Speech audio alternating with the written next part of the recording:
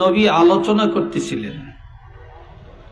তা আলোচনা করতে করতে শরীরে একটা হিট আসে, ঘাম বের হয়, ঠিক না? নবীজির কিছু ঘাম মোবারক বা পসিনা মোবারক বের হলো।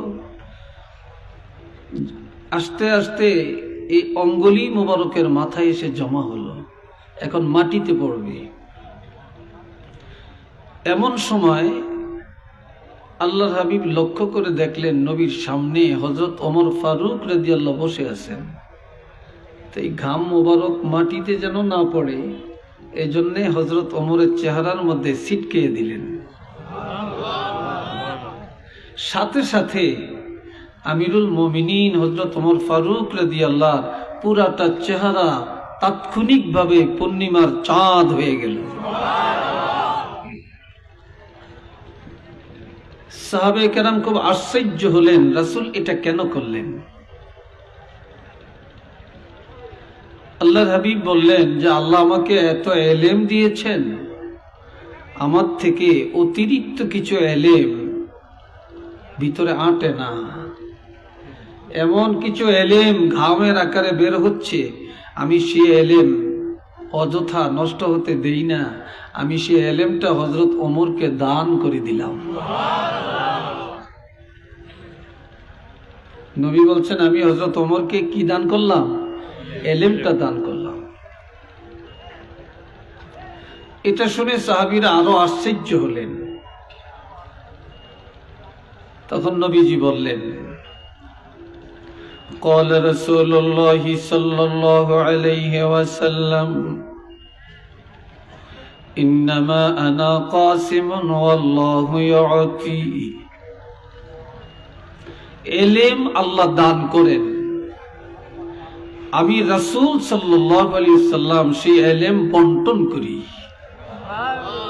আল্লাহ হলেন দানকারী, আমি রাসূল হলাম বন্টনকারী। ডাইরেক্ট কোনো এলেম কারো কাছে যায় না, মদিনার থেকে বন্টন হয়ে আসে। কথা বুঝে আসছে তো? সাহাবীরা খুব জল্পনা কল্পনা করতেছেন যে নবীর এলেম কেমন জানি কেমন জানি, কে বলতে পারবে? হযরত ওমরকে জিজ্ঞাসা করলেন, আপনি কি জানেন নবীর এলেম কেমন? তিনি বললেন, আমি বলতে পারবো না, তবে একটা দৃষ্টান্ত দিতে পারবো। বলে সেটা কি? কোন একটা মহাসাগরের মধ্যে যদি একটা সোনামুখী সুই ফেলা হয়, ওই সুইয়ের মাথায় যে এক কাতরা পানি উঠবে, সারা পৃথিবীর সমস্ত এলেম এক জায়গায় করলে এক কাতরার সমান হবে। আর পুরা মহাসাগর রাসূলে পাকের এলেম। চিল্লিয়া বলেন না সুবহানাল্লাহ। পুরা মহাসাগর রাসূলের এলেম, এটা কি তুলনা করা যায়? যায় না। হাজিরিন কেরাম, আমার দিকে চান, অন্যদিকে চাবেন না। কেউ কথাও বলবেন না, চুপচাপ করে এসে বসে যাবেন। এই দুনিয়াতে আলেমের ইজ্জত, হাফেজের ইজ্জত, ইমামের ইজ্জত বেশি না কম? জোরে বলেন, কেমন বেশি? قال رسول الله صلى الله عليه وسلم فضل العالم على العابد كفضلي على أدناكم। নবীজি বললেন, ও সাহাবীরা, তোমাদের উপরে আমি রাসূলের মর্যাদা যেমন, সাধারণ মানুষের উপরে আলেমের মর্যাদা তেমন। আরেকটা হাদিস বললেন, ফদলুল আলিম আলাল আবিদে লাইলাতুল বদরে আলা সাইরিল কাওয়াকিব। পূর্ণিমার রাত তারকার উপরে চন্দ্রের মর্যাদা যেমন, সমাজের সাধারণ মানুষের উপরে আলেমের মর্যাদা তেমন। খুব রাগ করছেন? আলেমের মর্যাদা শুনে খুব রাগ করছেন? হ্যাঁ না খুশি হয়েছেন? সবাই বলেন আলহামদুলিল্লাহ। আপনাদের এই রাস্তা দিয়া জগন্নাথপুরও মানুষ যায়, ঠিক কিনা? সেখান থেকে আবার গোয়ালা বাজারে যায়, মন্ত্রী মিনিস্টারও যায়, নেতারা যায়, চেয়ারম্যান মেম্বাররা যায়, ডিসিএসপিও যায়।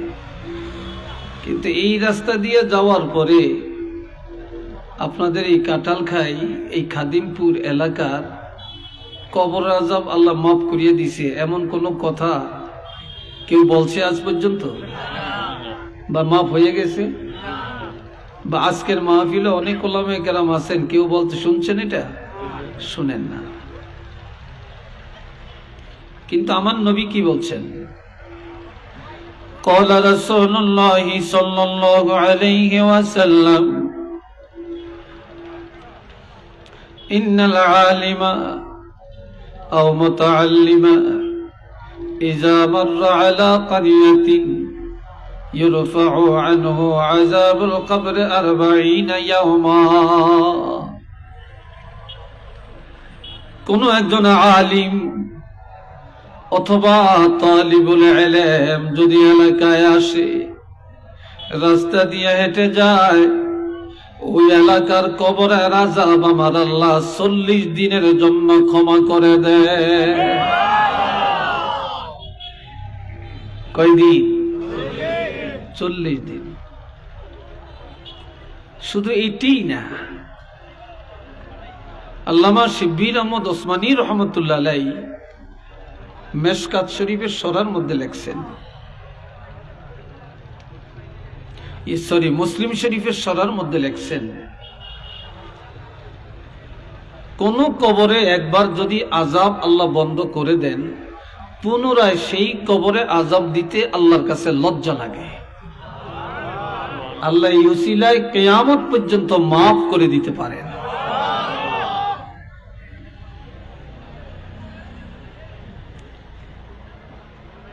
আল্লাহ কেন? আমার আল্লাহ বলেন, ইন্নামা ইয়াখশাল্লাহা মিন ইবাদিহিল উলামা ওয়া ইযা খাতাবাহুমুল জাহিলুনা ক্বালু সালামা। এটা আরেক আয়াত, দুই জায়গা থেকে পড়ছি। এই দুনিয়াতে আল্লাহর বান্দার অভাব নাই, ইমানদার মুসলমানের অভাব নাই। সবাই বলি আমরা আল্লাহকে ভয় করি, সবাই বলি আমরা নামাজ পড়ি, সবাই বলি আমরা রোজা রাখি, সবাই বলি আমরা ইবাদত করি। কথা ঠিক না? কিন্তু আল্লাহ বলছেন, আমার বান্দাদের মধ্যে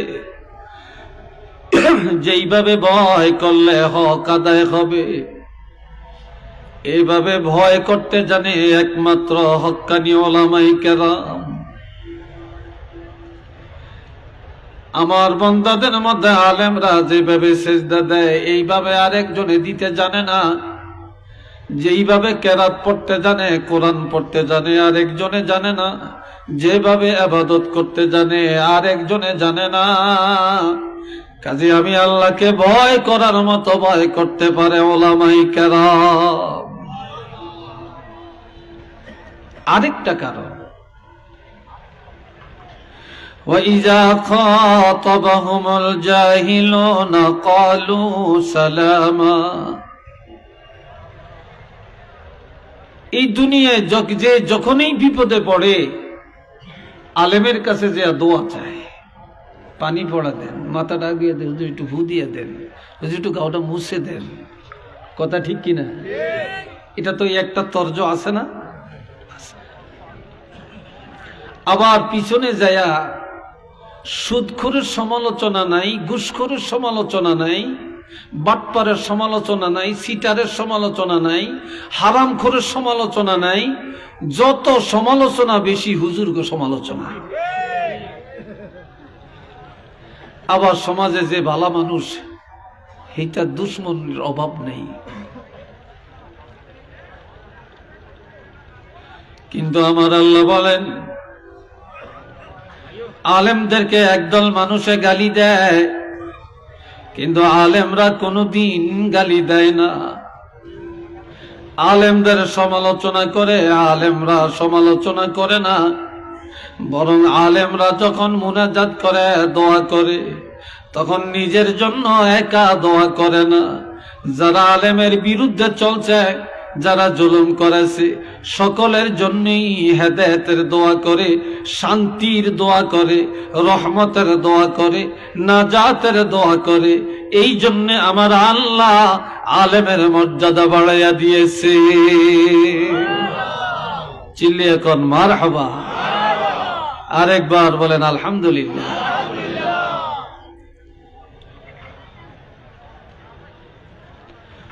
আল্লাহ তবে একটা জিনিস, عن علي رضي الله تعالى عنه قال قال رسول الله صلى الله عليه وسلم يوشك أن يأتي على الناس زمان لا يبقى من الإسلام إلا اسمه ولا يبقى من القرآن إلا رسمه مساجدهم عامرة وهي خراب من الهدى علماؤهم شر من تحت أديم السماء من عندهم الفتنة ثم تعود أو كما قال عليه الصلاة والسلام। আমি হাদিস বলছি, এবার শুনেন তরজমা। বেশি লম্বা কথা বলতাম না, অল্প কোরআন হাদিসের দলিল দিয়া কয়েকটা কথা বলবো। আজকাল তো আলহামদুলিল্লাহ অনেক লোক আপনারা আসছেন, আল্লাহ আপনাদেরকে কবুল করেন, বলেন আমিন। হযরত আলী রাদিয়াল্লাহু থেকে হাদিস, আল্লাহর হাবিব ইরশাদ করেন, খুব দ্রুত একটা সময় তোমাদের কাছে চলে আসছে, লা ইয়াবকা মিনাল ইসলামি ইল্লা ইসমু। দুনিয়াতে তালাশ করলে মুসলমান পাওয়া যাবে, অভাব পড়বে না, মুসলমান আর মুসলমান, কিন্তু ইসলামের কিছুই বাকি থাকবে না, থাকবে শুধু নাম। আমরা মুসলমান নামটা আছে, আমার বাপ দাদা মুসলমান নাম আছে, আমাদের ধর্ম ইসলাম এই নামটা আছে, কিন্তু মুসলমানই নাই। তালাশ করলে কি নাই? মুসলমানই নাই।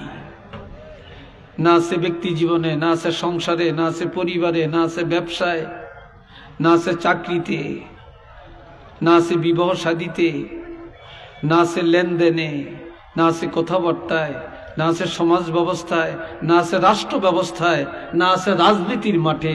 ইসলাম পাবেন না। এই জন্য নবী বলছেন, লা ইয়াবকা মিনাল ইসলামি ইল্লা ইসমু। ইসলামের কিছুই থাকবে না, থাকবে শুধু নাম। কি থাকবে? আমরা মুসলমান, এই নামটা আছে, এই নামটা আছে। ওয়ালা ইয়াবকা মিনাল কুরআনি ইল্লা রাসমু। কোরআনের কিছুই থাকবে না, থাকবে শুধু রসম। রসমটা কি? আমাদের সংবিধান কোরআন, আমাদের কিতাব সবচেয়ে দামি, আমরা নবীর মাধ্যমে কোরআন পাইছি, আমাদের কোরআনে সব আছে, আমাদের কোরআনে সব আছে। এই নামগুলো থাকবে, এই রসমটা থাকবে, কিন্তু কোরআনের শুরু থেকে শেষ পর্যন্ত তালাশ করলে কোরআনের আমল থাকবে না। কোরআন শরীফের প্রথম সূরা ফাতিহা, এটা মুকদ্দমা, এটা কোরআনের মা, এটা সূত্র।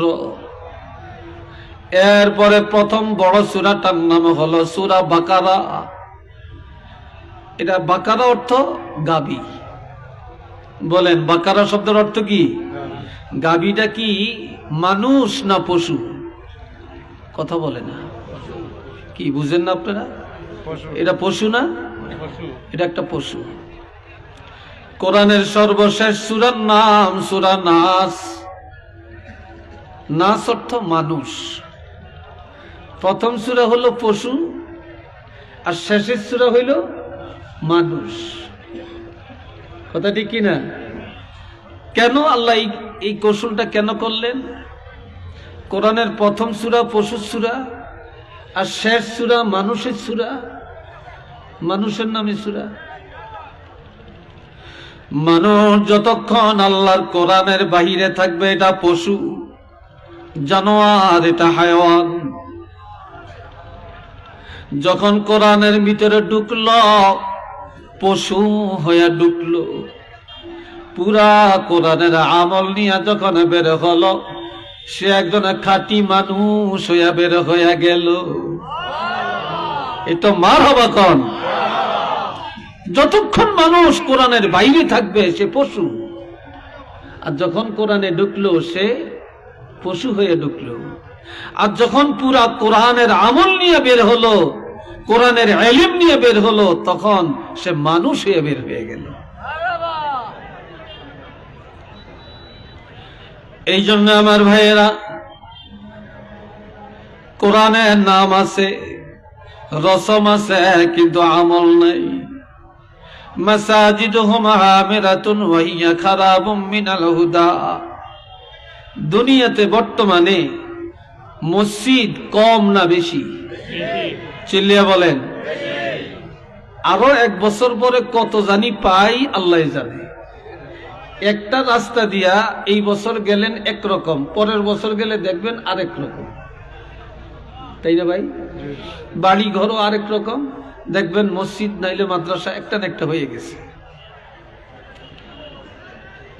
আমার রাসূল বলেন মসজিদগুলি হবে অট্টালিকা,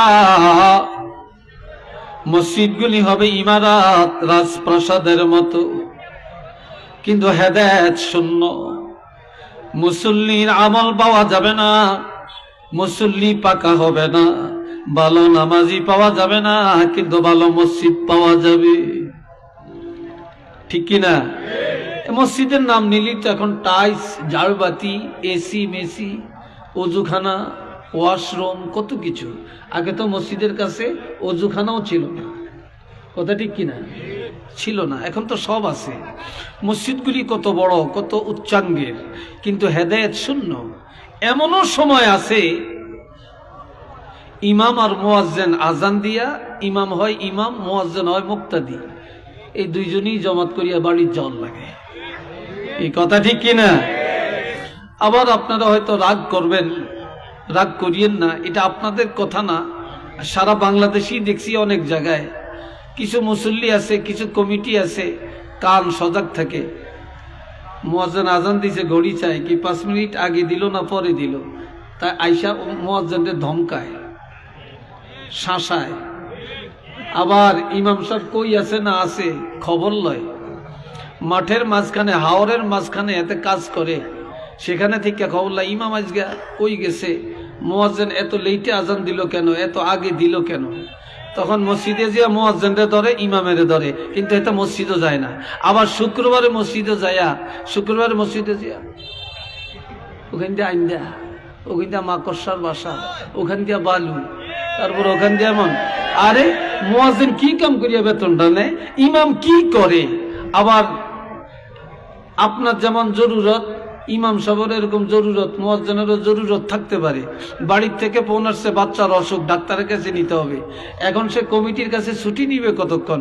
বেটা বাচ্চা তো বাঁচাই দিব, ডাক্তার দেখাই দিব। দৌড়ে বাড়িতে গেছে, বাচ্চা লইয়া ডাক্তারখানায় গেছে বা হসপিটালে গেছে, এইদিকে বলে যেতে পারে না আসরের টাইমে ইমাম নাই। ইমাম গেল কোথায়, কার থেকে কইয়া ছুটি নিছে, ইমাম কি শুরু করছে, ইমামের বিরুদ্ধে লাগে, ইমামের আর বিপদ নাই। তখন ইমামের শেষ পর্যন্ত চাকরি চলে যায়। কি ভাই কথা ঠিক কিনা? চাকরি চলে যায়। আবার কি করে ইমাম সাহেব মাশাআল্লাহ, আমরা তো এখন টাকার পিছনে দৌড়াই, ইমামেরও টাকা লাগে না, মুয়াজ্জিনেরও লাগে না, হুজুরেরও লাগে না, আলেহেরা তো দাওয়াত খায়, কোরআন খতম করে, ওই মিলাদ পড়ে, বিয়া পড়ায়, এগো টাকা টাকা। খিরে ভাই কথা ঠিক কিনা? যদি কয় বেতনটা বাড়িয়ে দেন না, কয় হুজুর টাকা দিয়ে কি আরে, হুজুর টাকা দিয়ে কি করে? একজন ডাক্তার দৈনিক লক্ষ লক্ষ টাকা কামাই করে, কেউ বলে না এত টাকা দিয়া কি করে। একজন ইঞ্জিনিয়ার কোটি কোটি টাকা কামাই করে, কেউ বলে না এত টাকা দিয়া কি করে। একজন নেতা কোটি কোটি টাকার মালিক, কেউ বলে না এত টাকা দিয়া কি করে। হুজুরের যদি বলে বেতনটা বাড়াইয়া দেন, বলে হুজুর এত টাকা দিয়া কি করে। কি ভাই কথা নেই কিনা বলে? আমার কথাটা কি অসন্তুষ্ট হচ্ছেন আপনারা? সমাজে এটা চলছে কিনা? কিন্তু মসজিদ হাইফাই, মাশাআল্লাহ মাশাআল্লাহ। আবার এক মসজিদে ইমাম যত রাখে টিকে না, কয়দিন পরে যাই গিয়া বিদায় করিয়া দেয়। তো এইবার ইন্টারভিউ নিয়া 20-25 জন আসছে, যাচাই বাছাই করিয়া ভালো দিককে একজন রাখছে। একজন রেখে কইছে, হুজুর আমাকে আগে যত হুজুর রাখছি ভালো ওয়াজ করতে পারে না, আমরা যোগ্য আলেম, আপনি 20-25 জনের মধ্যে ইন্টারভিউ দিয়ে ফার্স্ট হয়েছেন, আপনারা রাখছি, আপনি একটু প্রতিদিন ভালো ভালো ওয়াজ করিয়েন, কোরআন হাদিসের ওয়াজ করিয়েন। তো হুজুর কয় ঠিক আছে, কোরআন হাদিসের ওয়াজ করলে অসুবিধা নাই তো? কয় না। তো হুজুরে একেবারে প্রথম জুমার দিন বেনমাজির ওয়াজ শুরু করছে। যেরকম কার ওয়াজ শুরু করছে? বেনমাজির। এখন মসজিদের সভাপতি হেতে একটু বেনমাজি টাইপের, কথা বলছেন নি?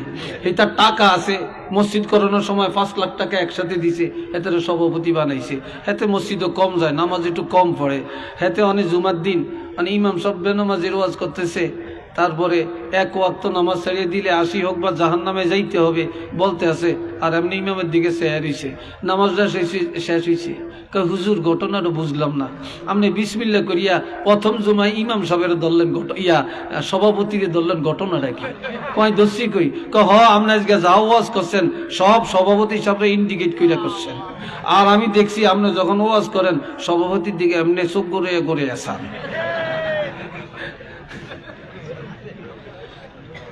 বেটা হরসিনি বিপদ, এই ওয়াজ আর করিয়েন টরিয়েন না।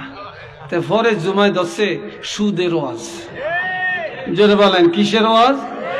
এই জোরে কন, সুদ করে আসেনি সমাজে? আরো জোরে বলেন আছে? এগো ঠেলা বেশি, এগো ঠেলা বেশি, এগো কথার ঠেলা বেশি, বাহাদুরির ঠেলা বেশি। হেদের পিছনে মানুষের অভাব নেই, কথা ঠিক কিনা? যেটার টাকা নেই হিতের পিছনে কেউ নেই, যেটার টাকা আছে হিতের পিছনে মাশাআল্লাহ হাগল নিয়েও আছে। আমার সুদের ওয়াজ করেন, ওয়াজ শেষ হয়ে গেল, এবার সেক্রেটারি সাহেব কয়, হুজুর বুঝলাম না। কয় কি? কয় প্রথম জুমায় দললেন সভাপতিরে, আজকে দ্বিতীয় জুমায় দললেন আমারে। আমরা ধরলাম কই? আমি একটু আল্লাহ কিছু টাকা দিছে, তো মানুষ আমার তো টাকা নেয়, তো আমার কিন্তু ব্যবসা দেয়, কিছু আমার অতিরিক্ত ইন্টারেস্ট দেয়, আর মানুষের উপকার হয়। আজকে আপনাকে সুদের ওয়াজ ধরছেন, ঘটনা কি? নিশ্চয়ই আপনার কেউ না কেউ বলে দিছে আমি যে একটু সুদে টাকা লাগে। কয় না, কেউ কয় না। কয় না, আমি দেখছি আপনি যখন সুদের ওয়াজ করেন তখন হাত দিয়ে এইভাবে টেরিয়া টেরিয়া দেখতে আসেন। এই ওয়াজ আর করিয়েন না, এই ওয়াজ আর করিয়েন না। তে গেল এইটা কেশিয়ারে বানাইছে, হেতে ওই ভূমি অফিসে চাকরি করে। কোন অফিস? ভূমি অফিসে চাকরি করে। তারপরে বাস করতেছে ভালো। ভূমি অফিসে তো টাকা, আরে টাকা লেখা আছে আপনার জায়গা খারিজ করলে মাত্র 1100 টাকা। কত টাকা? 1100 টাকা। এখন আমরা তো লিয়ে যাব 7,000, 8,000, 10,000 টাকা। এটি নিয়ে কি করে? এখন ঘুষের ওয়াজ শুরু করছে তৃতীয় জুমায়। অনেক ওয়াজ শেষ হয়েছে, নামাজ শেষ হয়েছে, হুজুর বুঝলাম না, আজকে দিয়ে আপনি আমারে ধরছেন। কই আপনারে ধরছি? আপনি প্রথম জুমাই করলেন সভাপতির ওয়াজ, দ্বিতীয় জুমাই করলেন সেক্রেটারির ওয়াজ, আজকে তৃতীয় জুমাই করলেন আমি কেশিয়ারের ওয়াজ, মাসের শেষ বেতনটা আমি দিই। এইবার দেখা যাবে আপনার কে বেতন দেয়? কারণ আমি একটু চাকরি করি, মানুষ আমারই কিছু টাকা দেয়, আপনি এই জন্য এইভাবে কইবেন। তাই এখন কোরআন হাদিসের ওয়াজ কোরআন দিয়ে কইতেন। এই জন্য একজন বলছিলেন সারা শরীরে ঘা, মলম লাগাবো কোথায়? কিরে ভাই, কথা ঠিক কিনা? সারা শরীরে যদি ঘা হয়, মলম লাগানোর জায়গাটা কোথায়?